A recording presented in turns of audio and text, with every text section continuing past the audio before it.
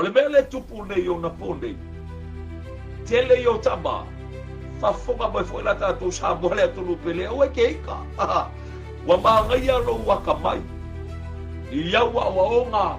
E scholarship fafo. Mawalulunga o kofinga o ngai ai. Ele nga kai kukongo le kalesia. Fapia kukongo le malo. Kukongo falfengaluenga. Ele nga kai ilea. Le mawalunga fo e o suafa matai o lo fapena una ta oto ia te o i tutonu fo e o nuu malarfanga. A o le mele o le tupu ne i le tele o tama. Ele i lo fai tutonu o la tu aiga. Ele o muli multai. E tusa ma le avionga pa ia le tua. O lai fei o lai le tele o tama.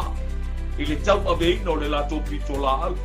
Langa le taua le ia te tatou langa na bala au le atua i le tama.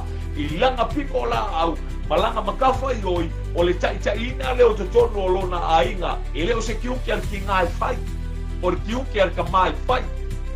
Praise the Almighty God. Koe whafonga so se ka ma e le fai alonga kiuki i ko kongo le ainga e malepe le ainga nga ia le li i mea o ka winga le ka mai langa whangau a o iai mea le angumu a o iai karakungu a ainga karakungu le angumu. Praise God. Au ka wingal ka mai kikir fai ngo nga mea onga makurin ka mai kikir aru ya onga ai a fai kere o ka winga ia lo leli makwa mai maunga akol kai